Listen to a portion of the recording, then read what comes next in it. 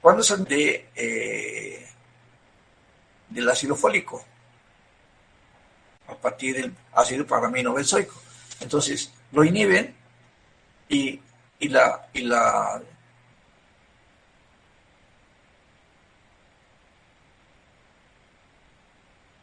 bacteria no se puede metabólica falsa, una vía metabólica van los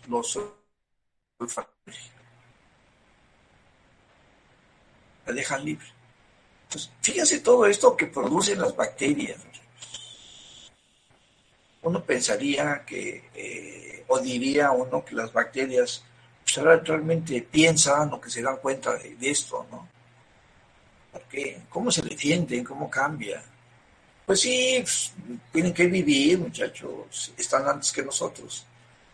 Entonces, ¿qué sucede? Pues cuando encuentran que el individuo, en este caso el hombre, pues cuenta con aliados como los antimicrobianos, que están acabando con las bacterias, ¿qué va a suceder? Como va a suceder con el COVID.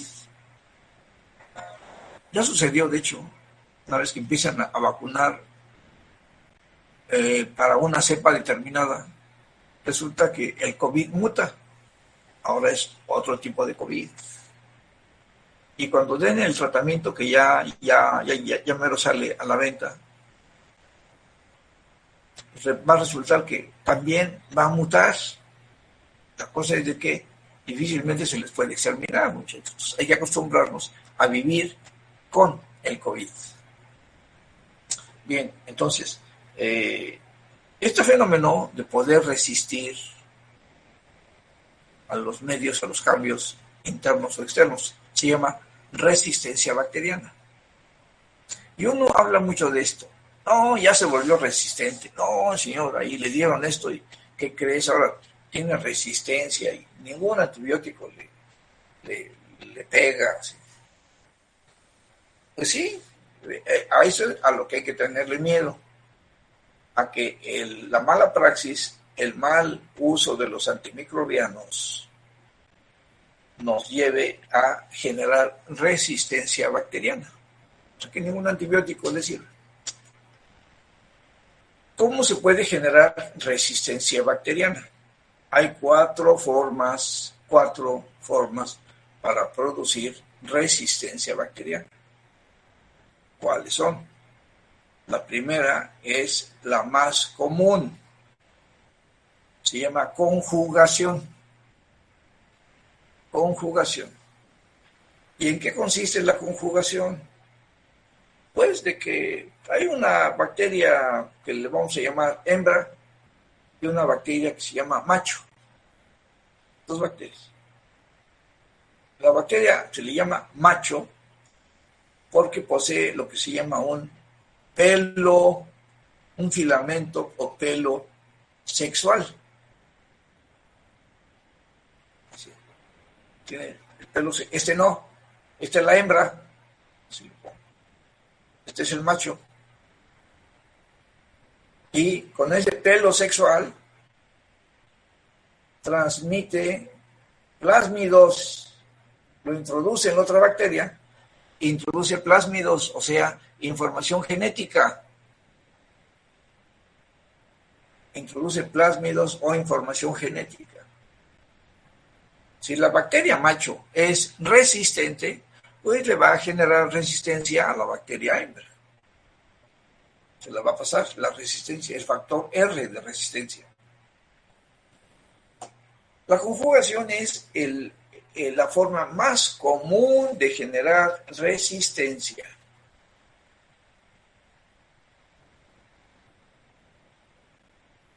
Es la más común.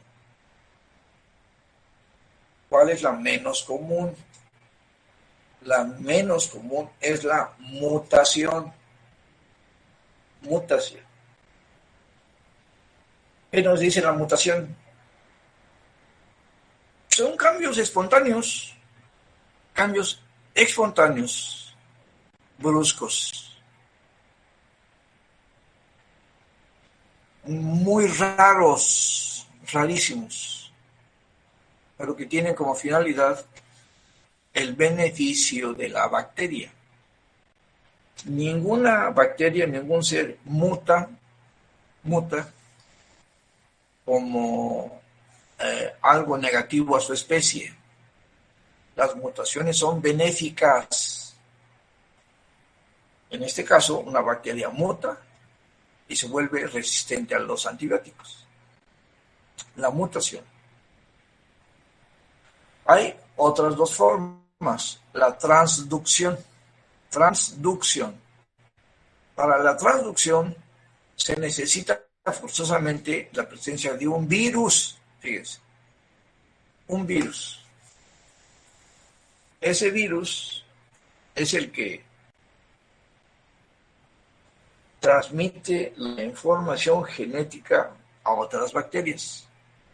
Es un virus. Ese virus se llama macrófago. Perdón, no se llama macrófago. Disculpe.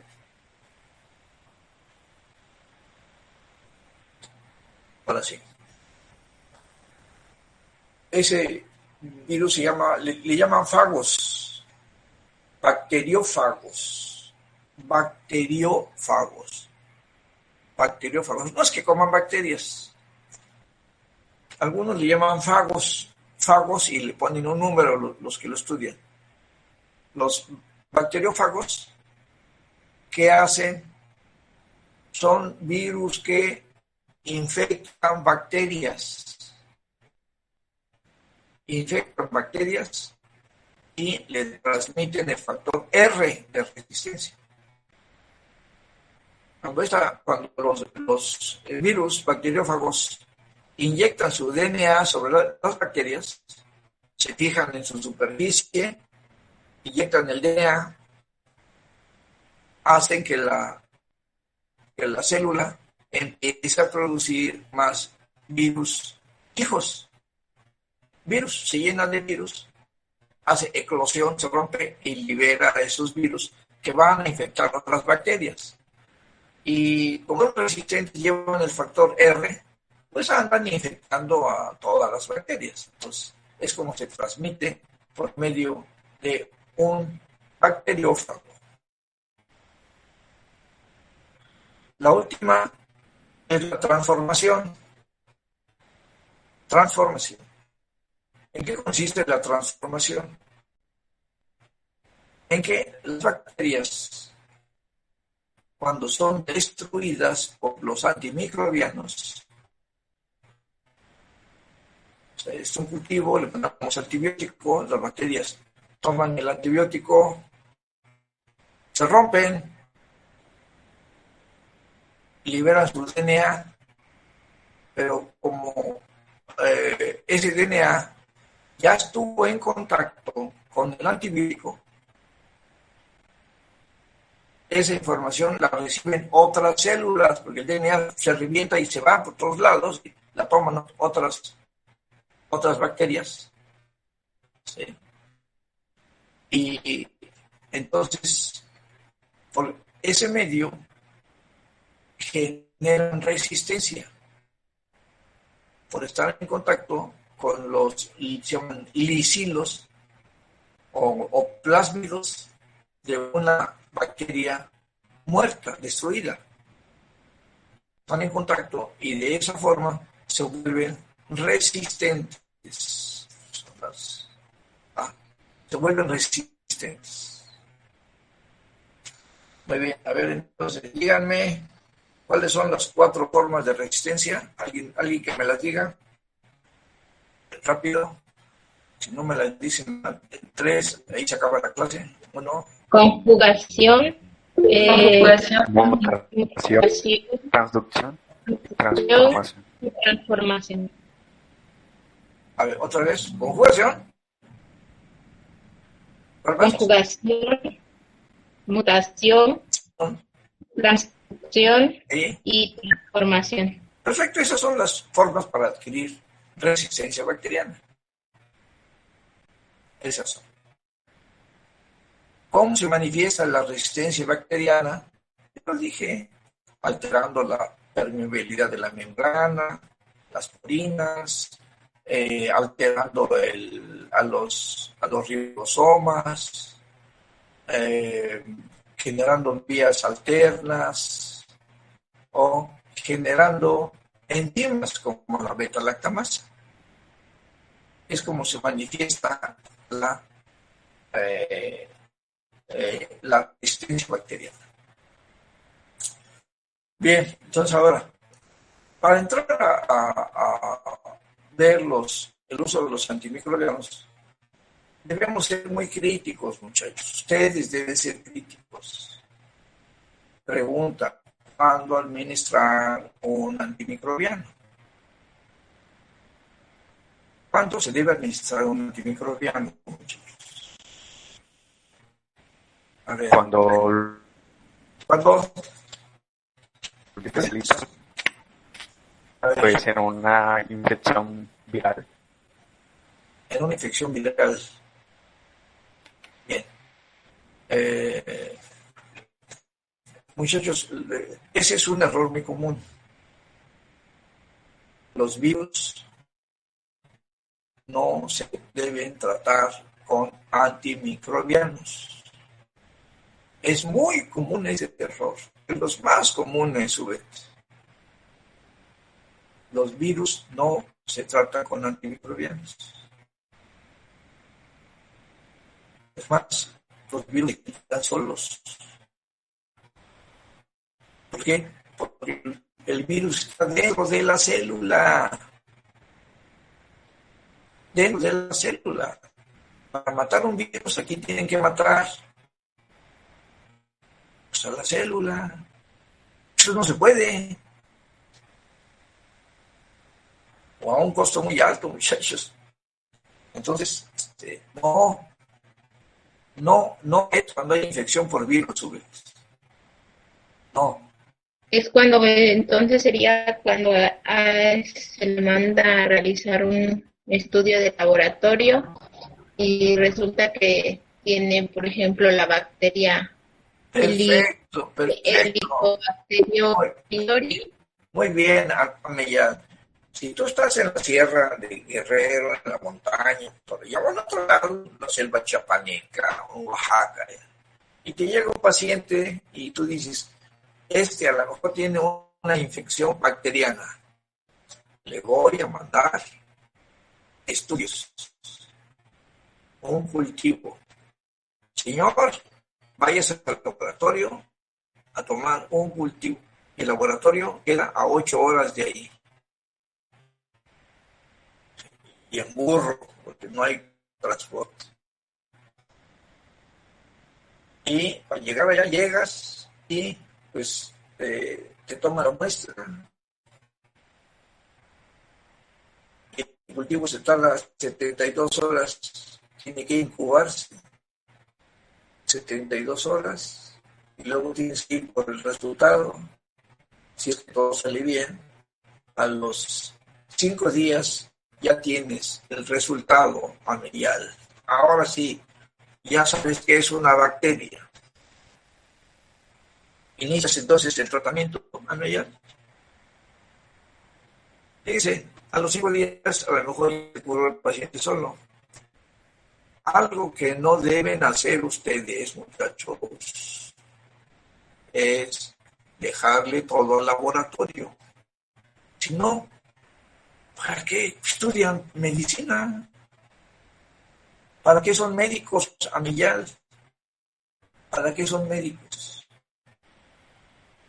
Cuando llega un paciente, ustedes, por la clínica, deben tener idea si es una infección bacteriana o no. Por la pura clínica, Amillal. El laboratorio, pues no, pues que sea para otras situaciones. Y luego, imagínate, el 85% de las infecciones de vías respiratorias altas, hasta el 85% es por virus. Fíjate entonces, Y ahí es donde se confunden, se equivocan y mandan antibiótico cuando la infección es viral. 85% de las infecciones del tracto respiratorio alto es por virus. Lo más común es que sea un virus. Entonces, no da antimicrobiano. No, no es por cultivo, es por cuadro clínico. De lo contrario, no serías muy buena doctora si le dejas al laboratorio que el laboratorio diga qué es lo que tiene. No. Hasta cierto punto hay que estar peleando con el laboratorio. Ustedes tienen su criterio. Y el laboratorio solo comprueba lo que ustedes ya pensaron. No manda a ver qué sale. No es lo que se tiene que hacer, muchachos. No. A ver, entonces, ¿cuándo voy a mandar antibiótico?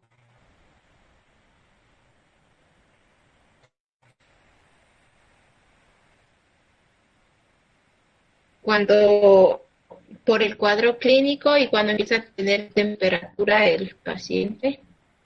Bien, Amillal, va para todos el tratamiento. Amillal, por favor, van a buscar para la siguiente clase el tema, no más así, lectura rápida. Fiebre de origen desconocido. Fiebre de origen desconocido. Y ahí van ustedes a darse cuenta cuántas entidades nosológicas nos producen fiebre. Y de esas, muchas no son infecciones bacterianas, Amillal. Lo peor que puedes hacer es, ¿tiene fiebre? Antibiótico. No. Entonces, háganse a Amillal así rápido, y es para todos, porque creo que deben investigar esto. Rápido, fiebre de origen desconocido. Y vas a ver las causas. Entonces, la fiebre no es un parámetro para iniciar con el antibiótico. La fiebre no es un parásito. Perdón, no es un... la fiebre no es un parámetro para iniciar antibiótico-terapia. No. Entonces, ¿cuándo iniciar un antibiótico? ¿Cuándo iniciar? Y ahí está precisamente la habilidad y la capacidad del médico. Saber cuándo iniciar antibiótico. Ni antes ni después. Saber cuándo iniciar antibiótico. Porque precisamente un mal diagnóstico es una de las causas de fracaso. Causas de fracaso en el uso de antimicrobianos. Un mal diagnóstico. Era por virus y le mandé antibiótico. No funcionó. ¿Qué otra causa de fracaso creen que pueda haber?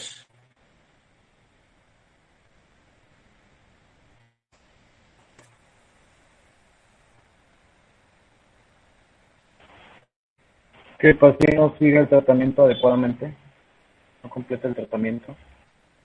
Entonces, ¿cómo le llamarías eso? Interrumpir. Incumplimiento, incumplimiento del paciente.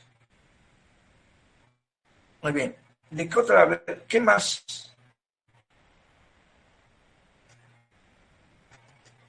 ¿Qué más, muchachos? ¿Qué otra? ¿Cuál sería una razón para que un antibiótico fracase? Ya dijeron, uno, ¿cuál? Nada más por fiebre. No, la fiebre no es un parámetro. 2, incumplimiento del paciente. Muy bien, ¿cuál más? ¿La dosis adecuada? Perfecto, dar una dosis inadecuada. Estamos viendo causas de fracaso. Entonces, dosis inadecuada del paciente. Por ejemplo, lo vamos a ver luego, la penicilina sódica cristalina se tiene que administrar cada 6 a 8 horas, perdón, de 4 a 6 horas. Fíjate, o sea, serían 4 inyecciones al día. Y si tú le pones solo una, pues no cubre la concentración ideal para matar la bacteria y aparte va a generar resistencia. Muy bien, dosis inadecuada. Van 3. Otra.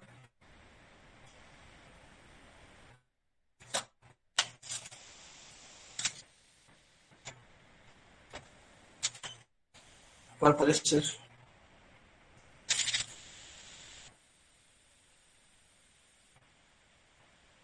Piénsale.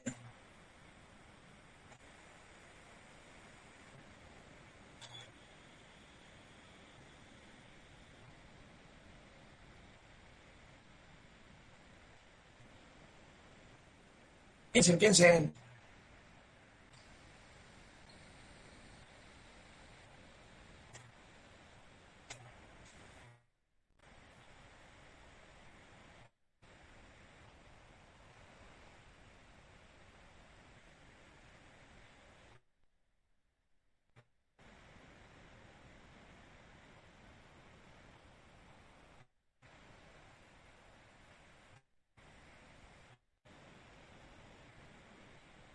¿Nadie?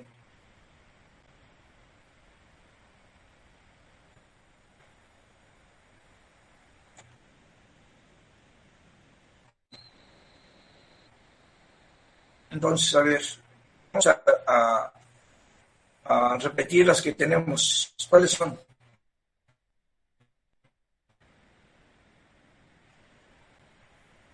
¿Cuáles son?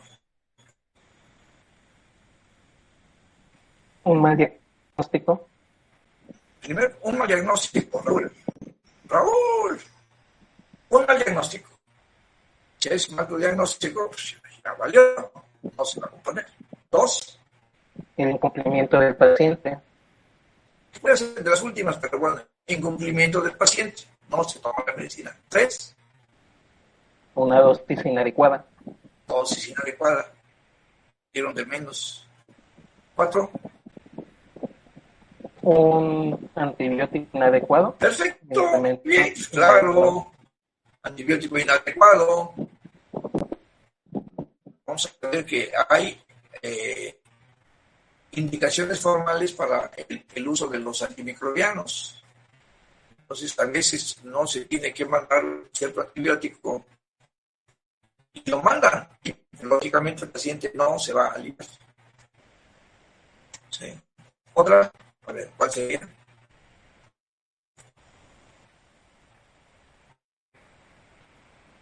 Que la bacteria ya presentara resistencia a ese antibiótico. Bueno, pero cuando ya se generó la resistencia, lo trataron mal. Por ejemplo, el clásico de la comadre o la vecina oye, que me siento mal, me tengo la garganta mal, y, mira, tómate esto. Y les dan lo que estaban tomando y se toman nada más 2, por ejemplo. Entonces, pues, al principio se siente bien, pero luego la bacteria genera resistencia, va para arriba y cuando le dan el antibiótico ya no funciona. Muy bien. ¿Cuándo más? Cuando hay resistencia, muy bien. ¿Cuándo más? Cuando no se trata en tiempo adecuadamente. Cuando ya se dejó evolucionar mucho la enfermedad, ya tiene uno que valorar bien el uso de antimicrobianos. Este ya se complicó. Eso también hay que checarlo. Hay que checar que el diagnóstico no esté dado por un antibiograma. Cuando le dejamos todo al laboratorio, se pueden generar problemas. ¿Cuál? Pues le pedimos cultivo con antibiograma y nos sale que es positivo con 5 cruces. 5 cruces a cefalosporina tercera generación. Otra generación de cefalosporina. ¿Qué quiere decir, Raúl? ¿Qué quiere decir esto? ¿Es resistente a este fármaco? Pues fíjate que no, Raúl. Es el contrario. Es lo peor que puede ser. Si tú te basas otra vez, si no, ¿para qué eres médico? Si tú te basas por lo que te dice el laboratorio, ya valiste, Raúl. Debe imperar tu criterio. Salió positivo 5 cruces, 6 cruces, 10 cruces, cefalosporina cuarta generación. Pues claro, son cefalosporinas de un amplio espectro. ¿Tú crees, Raúl, que está bien matar ratones con bombas atómicas? No, ¿Cómo inicia por lo matarías? más sencillo. ¿Cómo los matarías? No sé, iniciando por una trampa Pues, para ratones. un raticida, un pato, no bombas atómicas, ¿no? Bueno, es el símil de decir, le voy a mandar por los cuarenta cuarta generación. No, Raúl, tiene su indicación. En este caso, bueno, pues iniciar con el antibiótico adecuado en tiempo y en dosis. Tú ya debes saber qué antibiótico le vas a mandar. Que te dice el antibiograma, cefalosporina, 6 cruces, pues sí, pero pues puedo iniciar con penicilina natural. Fíjate, ahí estás poniendo tu criterio, Raúl. No haciéndole caso al laboratorio. Y digo, a veces hay que estar peleados con el laboratorio, muchachos. No le hagan mucho caso, ¿eh? Porque yo tuve así, conocí pacientes que hasta presumían a su médico, hasta lo presumían, porque decían, no, mi médico no me manda medicina hasta no comprobarlo por laboratorio qué es lo que tengo. Puta, decía yo, pobre médico, no sabe medicina. Y al paciente le gustaba eso. Le gustaba que le mandaran a hacer estudios. Entonces en mis tiempos eran cientos de pesos, ahora son miles. ¿Sí? Cientos de pesos. Y cuando llegaban a la consulta, el médico los felicitaba. Y eso le gustaba al paciente. Los felicitaba. Porque veía los análisis de sangre, de orina, de excremento, la química sangre, todo lo que pueda. Porque ahí iba la comisión. Los veía y le decía, señor, lo felicito, está usted sano, no tiene nada. Ay, güey, para eso. Entonces eso no debe ser, muchachos. Eso no debe ser. Bien, otra.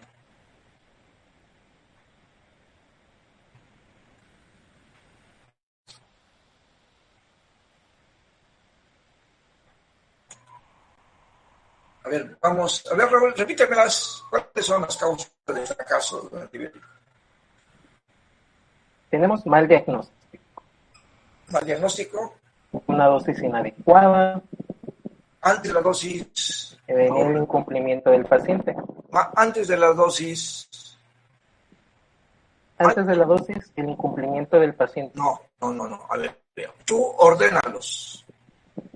Mal diagnóstico, ok. 2. Antibiótico inadecuado, Muy bien. Mala selección del antibiótico. 3.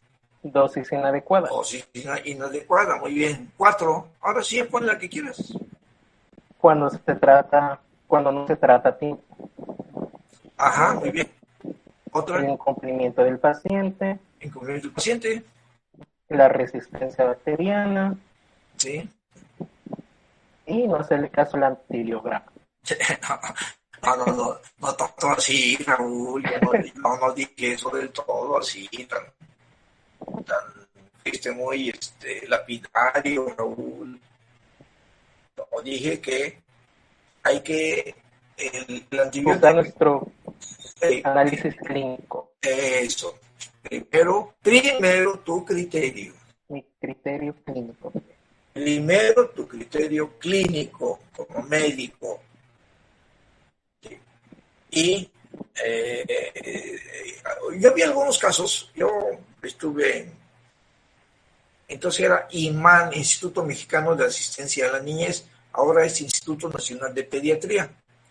Yo ahí vi varios compañeros que llegaba el pacientito, y le iniciaban antibiótico. Claro, antes le tomaban sus muestras y mandaban el cultivo. Tomaban antibiótico, les daban antibiótico y el paciente empezaba a mejorar. O sea, criterio clínico, empezaba a mejorar. Y cuando llegaba el resultado del antibiograma, veían que era sensible la bacteria a otro antibiótico que ellos no habían mandado. Entonces, ¿qué hacían? Cambiaban el antibiótico. Y a veces el paciente se agravaba el paciente, que tenía que hacer volver al otro antibiótico. Entonces, te digo, es muy engañoso el laboratorio. Primero está el criterio médico, muchachos. El laboratorio solo va a comprobar lo que yo ya dije, lo que yo ya pensé. Y mandarlo, pues cuando sea necesario, muchachos. No como a Mellal, que pobres pacientes allá de la montaña les va a mandar a fuerza primero el cultivo con antibiograma para saber qué tiene, ¿verdad, Ameyal? Sí, doctor. Eso no debe ser, acuérdense, muchachos. No, primero criterio médico. ¿Y cuál podría ser otra causa? Las condiciones propias del paciente, muchachos. Condiciones propias del paciente. Por ejemplo, si tiene insuficiencia renal e insuficiencia hepática, pues ¿qué le dan, hombre? ¿Qué le dan? ¿No? Hay que deber hacer buena selección de fármacos, muchachos, y saber bien cuándo se debe administrar uno u otro. O la dosis. Porque si hay insuficiencia renal, pues no se va a eliminar rápido. O insuficiencia hepática no se va a biotransformar adecuadamente. Entonces, esos son los cuidados que deben tener para que son las condiciones para el fracaso de un antibiótico. Los antibióticos se tienen que usar en tiempo y forma.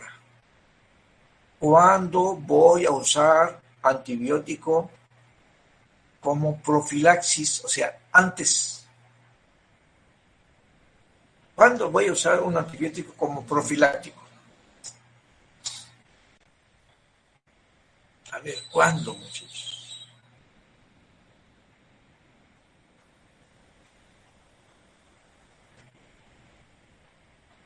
Piénsenle. cuando al paciente se le realizan cirugías mayores. Muy bien, exactamente, cuando hay una cirugía mayor. Aunque fíjate, Raúl, que depende del tipo de cirugía. Yo tuve un maestro, por cierto, muy exigente. A mí me regañaba mucho. El doctor Vicencio Aiello, era una eminencia, un doctor italiano, cirujano general.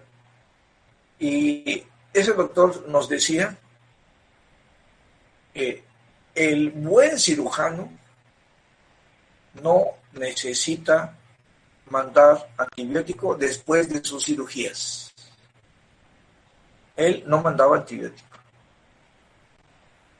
porque él estaba totalmente seguro y confiado que lo que había hecho estaba bien hecho. No mandaba antibiótico.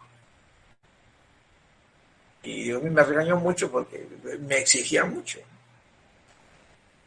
Él hacía las curaciones a sus pacientes. Y yo tuve el gusto de que ya una vez que me empieza a conocer, era yo el único interno al que le pedía hacer las curaciones. A nadie más.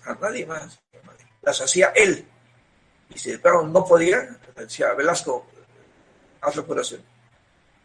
Claro, yo todo tembloroso y todo nervioso, no se me vaya a infectar a mí, decía yo, ¿no? Pero teniendo los cuidados, claro que se puede hacer, muchachos.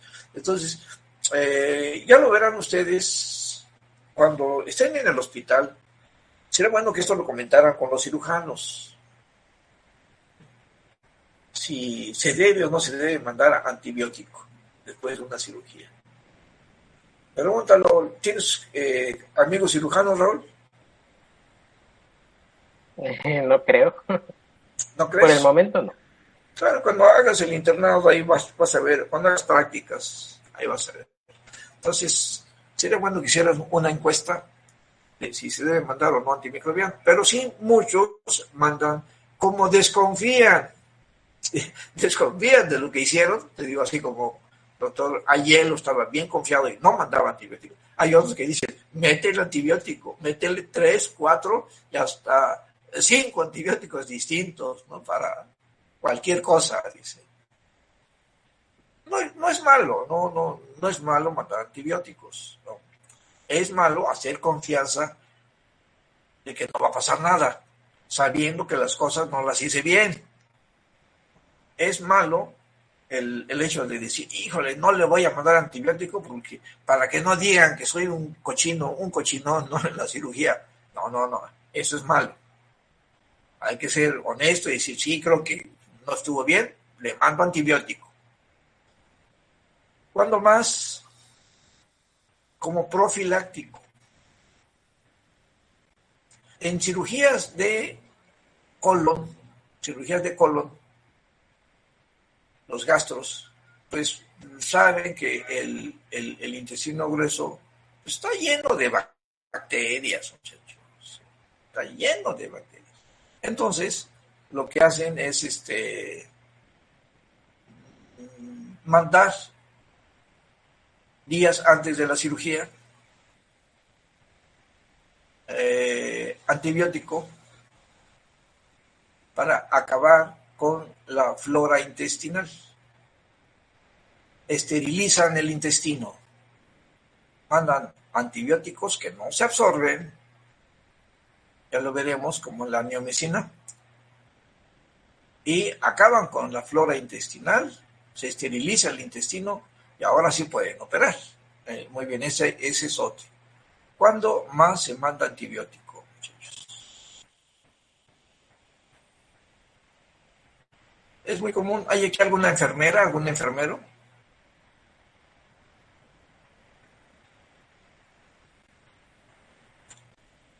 ¿Nadie es enfermera o enfermero?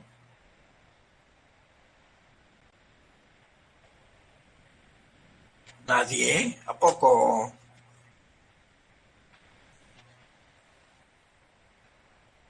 ver, ¿quién tiene cara de enfermero? Enfermera. Virgen, tienes cara de enfermera.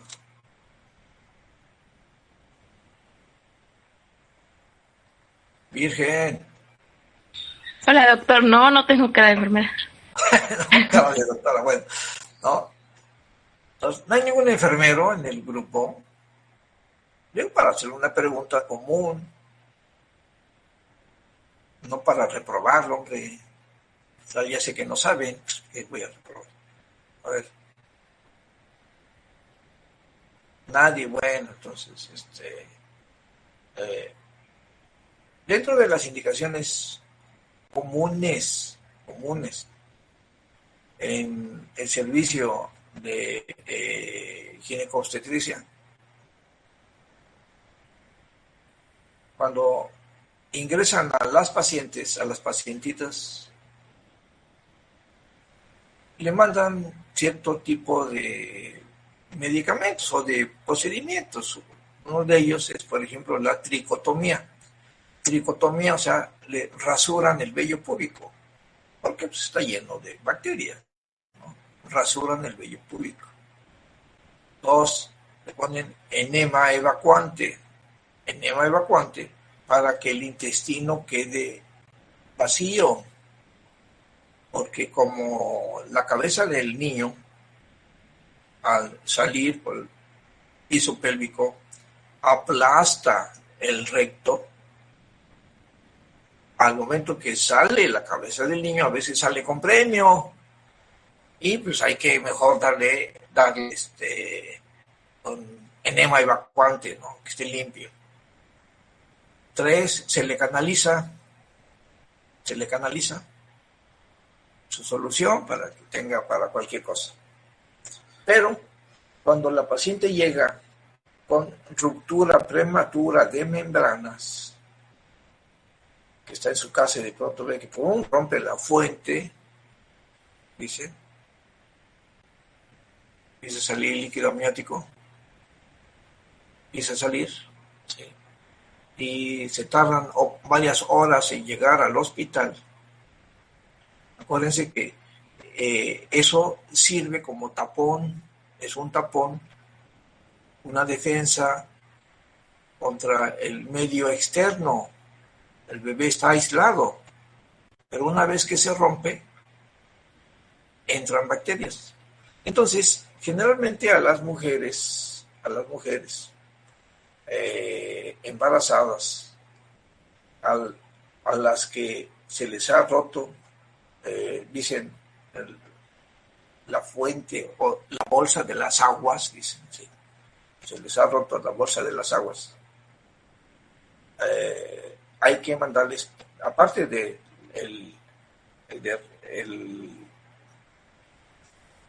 cortarles el pelo, el vello púbico, de darles soluciones, enema evacuante, hay que administrarles antimicrobiano. ¿Por qué? Para prevenir cualquier infección en el niño. Bien, ¿cuándo más se puede dar antibiótico profiláctico?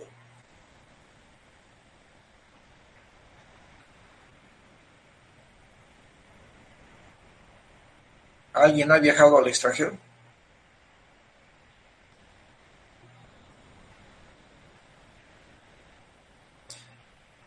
¿Qué están haciendo ahora cuando uno quiere viajar al extranjero, muchachos? ¿Qué le piden? ¿El certificado de vacunación? Así como piden el certificado de vacunación. Por ejemplo, si vas a viajar a África o a la India o Asia, hay enfermedades endémicas, la fiebre amarilla, por ejemplo. Y para poder entrar a esos países, te inyectan antimicrobiano. O la vacuna o el antimicrobiano. Sí. Recuerdo que cuando yo estudié respiratorios, clínica de respiratorios, allá en el Poli, México. Nosotros llevábamos la clase en el INER, no era el INER, era el Instituto de Enfermedades, era Instituto de Hospital de Enfermedades Respiratorias, en Huipulco, no es el INER, no, en Huipulco, cerca de Xochimilco, y ahí ese se conocía como el Hospital de los Tuberculosos, porque ahí lo que más había era ese tipo de pacientes con tuberculosis. Entonces, algunos maestros nos decían, para tomar clases en el hospital y practicar la clínica, tenía que ir uno a percutir pacientes, a revisarlos, pues va a ser necesario que tomen un tratamiento a base de lo que se llama HAIM. El HAIM, tomábamos HAIM y ya con eso pues, estábamos, son antituberculosos, ya con eso nos asegurábamos que no nos diera la enfermedad. Entonces, profiláctico. ¿Cuándo más se debe mandar antibiótico? ¿Qué pasa con los niños recién nacidos? Una vez que sale el niño, se lo dan al pediatra. ¿Y qué le hace el pediatra?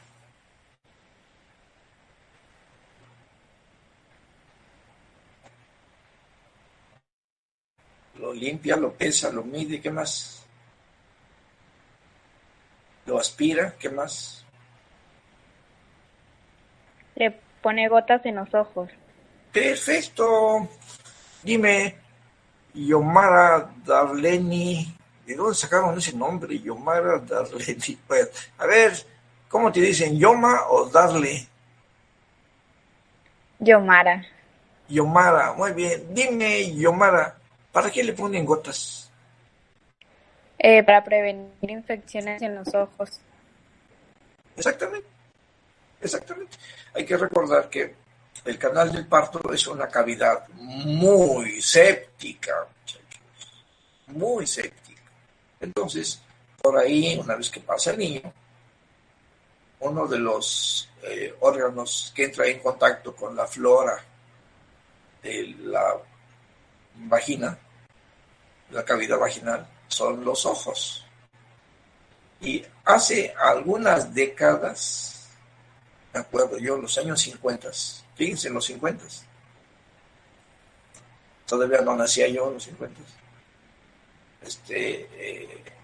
había varias personas ciegas. Era común encontrar ciego, porque el gonococo tiene como hábitat la cavidad vaginal. Entonces, pues cuando pasaba por ahí el niño, se infectaba de gonococo, sus ojos, gonococo, y le provocaba ceguera. Entonces, una vez que nace el niño, fíjense, en los pueblos les ponen gotas de limón. No sé si sepan de esto. A mí todavía me tocó que en los pueblos nace el niño y le ponían gotas de limón. Claro, no mata bacterias, ¿no? Pero bueno, y luego ya se utiliza nitrato de plata o de plano más raciclina, o sea, lo que tengan, el antibiótico que tengan para la cavidad, para los ojos. Sí, muy bien, los niños recién nacidos, profiláctico.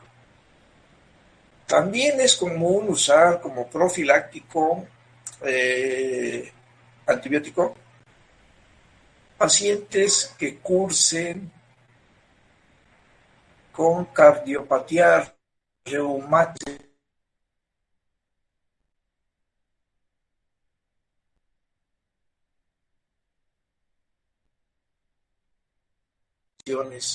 dentales. Ahí también, fíjense.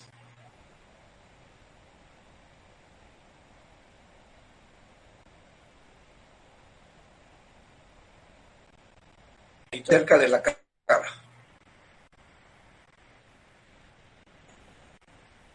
Hay que dar un antibiótico ahí. Picadura de insectos cerca de la cara. Bien, entonces, ¿hasta aquí alguna pregunta, muchachos? ¿No? ¿Alguna pregunta?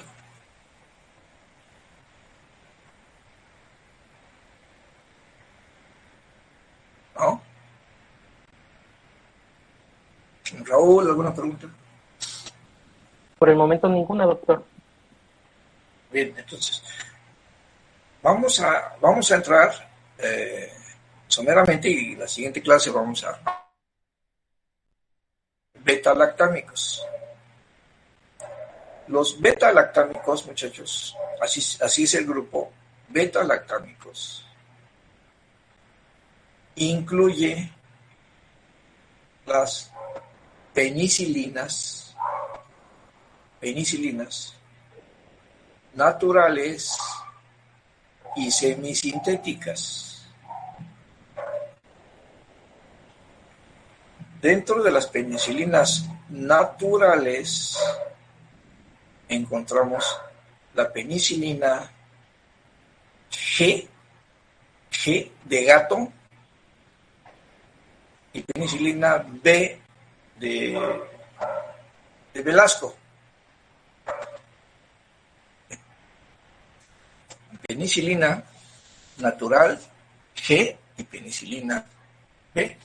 La penicilina G se le conoce con el nombre de penicilina cristalina, que puede ser de dos tipos, sódica o potásica. Penicilina G cristalina, sódica o potásica, que quiere decir que las concentraciones que tiene de sodio y potasio van a predominar en una. Por eso es penicilina G cristalina sódica o penicilina G cristalina potásica. También la penicilina G procaínica. ¿Por qué? Porque a la penicilina natural se le agrega procaína, es una proteína neutra también, que lentifica la absorción,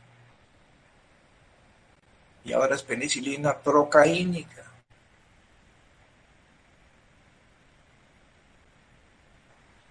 Pero también la penicilina E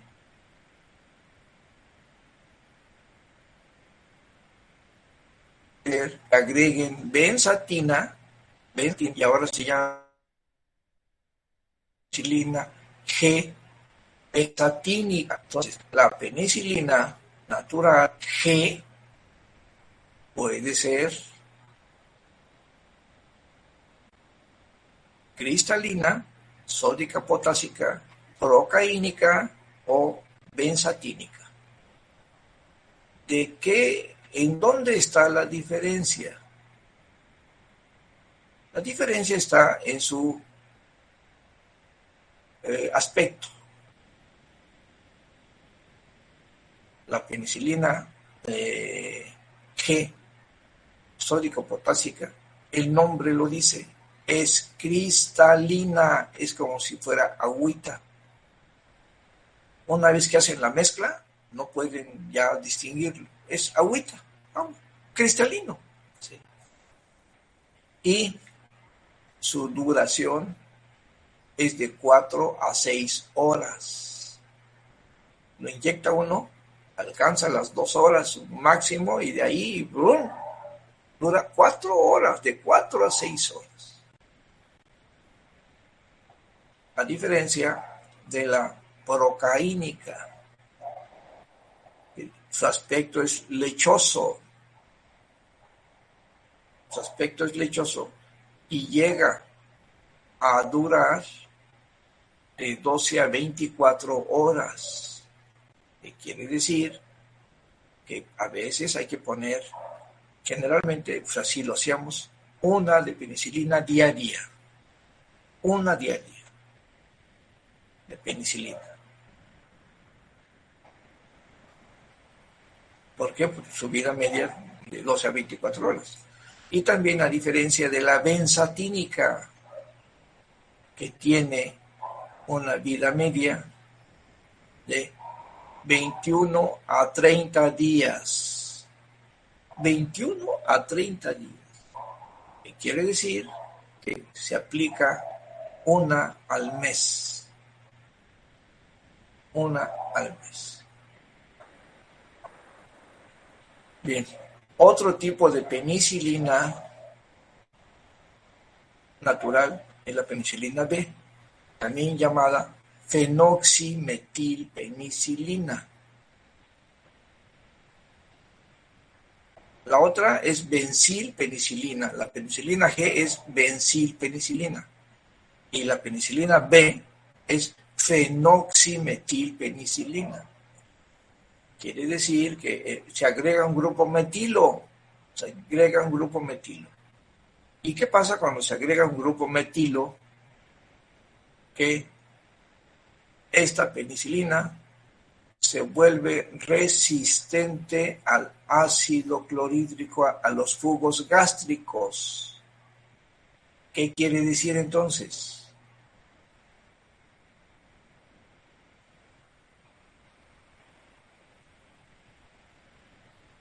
¿Qué quiere decir?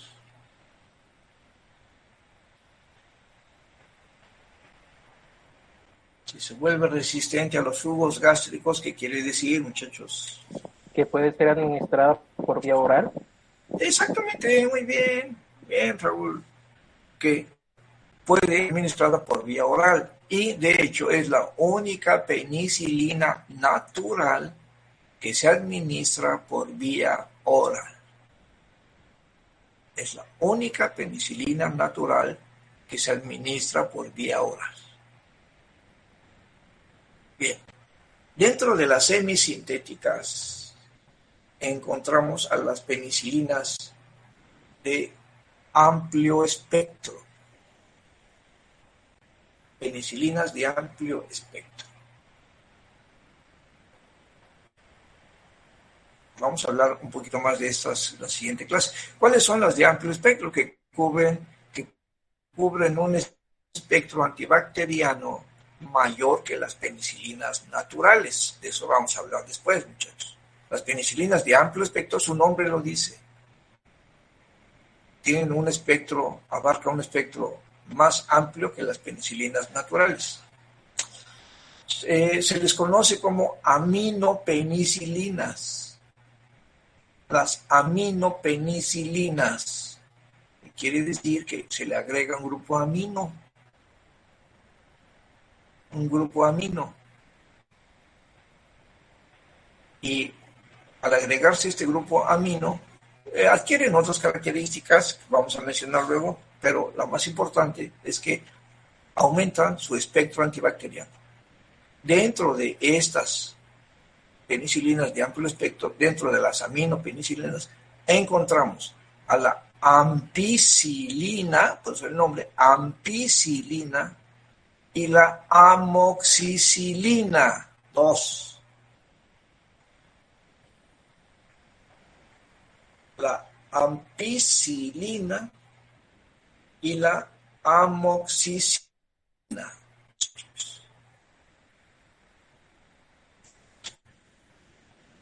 ¿De acuerdo? Bien. ¿Qué nos falta? Otro grupo dentro de las penicilinas semisintéticas. Encontramos el grupo de las penicilinas antiseudomonas. También las penicilinas antiseudomonas se les llama carboxipenicilinas. ¿Esto qué quiere decir? A ver, ¿qué quiere decir? Si hablo yo de las carboxipenicilinas, ¿qué quiere decir? Que se le agregue un grupo carboxilo. Perfecto, pues eso es, Raúl. Se les agrega un grupo carboxilo. Se agrega un grupo carboxilo y ahora son específicas contra pseudomonas.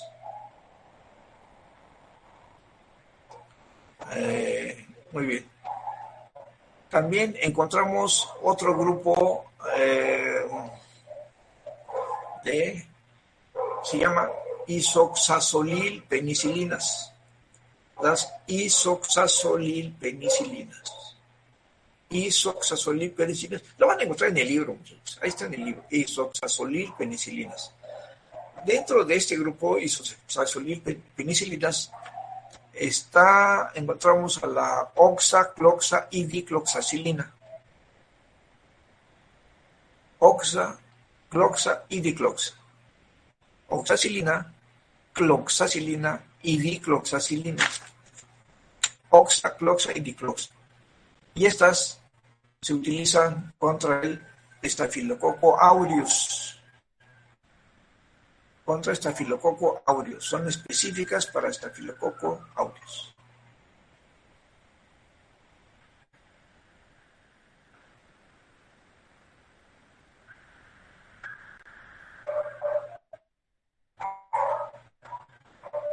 Sí, bueno,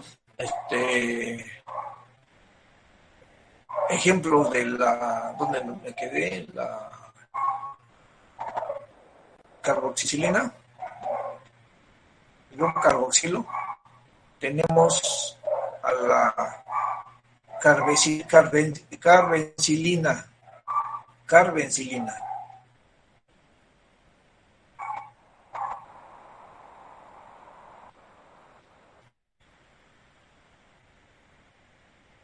Y van ustedes a buscar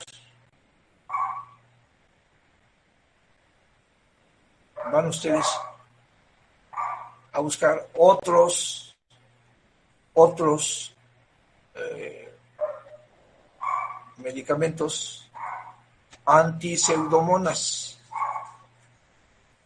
que casi no se usan, muchachos, o van a dejar que las utilice el especialista, muchachos, como las ureídopenicilinas. Las ureídopenicilinas. Ureídopenicilinas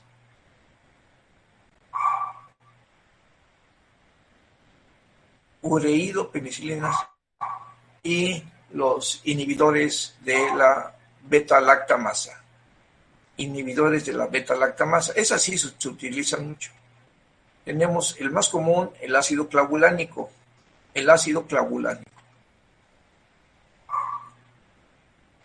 Que se le agrega a los antibióticos y a veces se hace una buena mezcla, por ejemplo, ampicilina más ácido clavulánico o dicloxacilina más ácido clavulánico. Estas inhiben a la beta-lactamasa para que las bacterias no la destruyan. Y si no la destruyan, pueden ejercer su acción y su efecto. Bien, nos queda ver como beta-lactámicos a las cefalosporinas. Las cefalosporinas son beta-lactámicos porque tienen un grupo beta-lactámico. Lo vamos a ver en la siguiente clase. Tienen un anillo beta-lactámico. Cefalosporinas que en su clasificación vamos a encontrar de primera, segunda, tercera, cuarta y hasta quinta generaciones de cefalosporinas.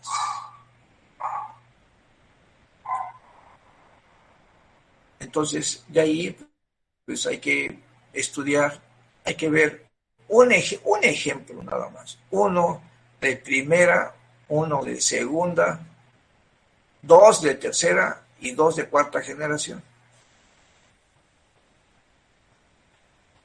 Si es que hay. Bien, entonces, con base en En esta clasificación vamos a iniciar la clase que entra. ¿Cómo vamos a abordar los antimicrobianos? Primero, origen. Origen.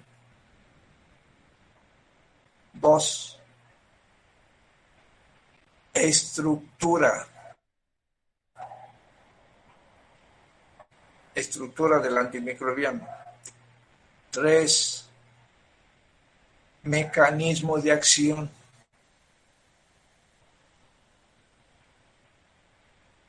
4. Indicaciones formales. 5. Efectos secundarios. Y 6. Contraindicaciones. Ese orden vamos a ver en todos los antimicrobianos. O sea que para la semana que entra, la clase que entra, vamos a iniciar. A ver, penicilinas naturales. Perfecto. A ver, penicilinas naturales. Estructura de las penicilinas. ¿Cuál es la estructura? Sí. Analizar por qué es importante la estructura. 2. Mecanismo de acción. ¿Cómo actúan las penicilinas? 3. Indicaciones formales. ¿Cuándo la vamos a mandar? ¿Qué efectos secundarios produce? Y contraindicaciones. Por ejemplo, ¿en quiénes no mandarían penicilinas naturales o semisintéticas, muchachos? ¿En las personas que son alérgicas? Pues foto, Nidia, pues así de sencillo, ¿no? Pero que son alérgicos a las penicilinas. Entonces, de esa forma, vamos a abordar todos los antibióticos que vienen, todos los que vienen, todos los grupos que vienen. ¿Ah? Y sí, les recomiendo que se pongan a leer, muchachos. Bien. ¿No hay preguntas? ¿No hay dudas? No, doctor. Todo bien. ¿Todo bien?